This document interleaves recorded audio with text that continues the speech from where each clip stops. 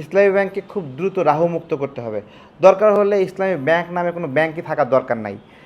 কারণ একটা ব্যাংক কখনো রাজনৈতিক কাজে ব্যবহৃত হতে পারে না। কেউ প্রশ্ন করতে পারবে যে ঢাকা ব্যাংক নামের ব্যাংক বিএনপির কাছে ব্যবহৃত হয়? কেউ ট্যাগ লাগাতে পারবে যে বিএনপির লোকেরা এখানে চাকরি করে? কেউ বলতে পারবে যে আপনার হলো ইউনাইটেড ব্যাংক আপনার হলো বিএনপির কাছে, বা কোনো একটা ব্যাংক আওয়ামী লীগের ব্যাংক, কেউ বলতে পারবে যে এই ব্যাংকের কর্মীরা সব আওয়ামী লীগের? বলতে পারবে না।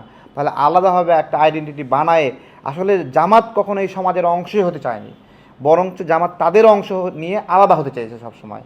জামাত কখনো এই সমাজের সাথে মিশতে চায়নি, বরং তাদের অংশ নিয়ে তারা সমাজ থেকে বিচ্ছিন্ন একটা গোত্র হতে চেয়েছে।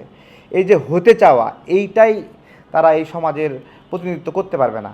আজকে ইসলামী ব্যাংক সমস্ত গ্রাহক টাকা উঠাতে যাক, দেখবেন যে কমপক্ষে 1,00,000 কোটি টাকা ঘাটতি পড়ে গেছে। অর্থাৎ 1,00,000 কোটি টাকা এদিক ওদিক নাই হয়ে গেছে গ্রাহকদের টাকা। তো তারপরেও ব্যাংকগুলো কার্যক্রম চলতে থাকে, রাষ্ট্র ঘাটতি পড়লে টাকা প্রিন্ট করে দিয়ে দেয়। এটা একটা সিস্টেম। তো জামাত এরকম একটা সিস্টেম বানায় নিছে ইসলামী ব্যাংকে, যেখানে তাদের লোকেরা চাকরি করবে, অন্য লোকদেরকে চাকরি থেকে বের করে দেবে এবং দলকে মাসে মাসে অর্থায়ন করবে। তো রাষ্ট্রের মধ্যে থেকে, সার্বভৌমত্বের মধ্যে থেকে আলাদা একটা সার্বভৌমত্ব তৈরি হতে পারে না, যেটা ব্যাংকিং সিস্টেম একটা দলকে পাইলে পুষে বড় করবে।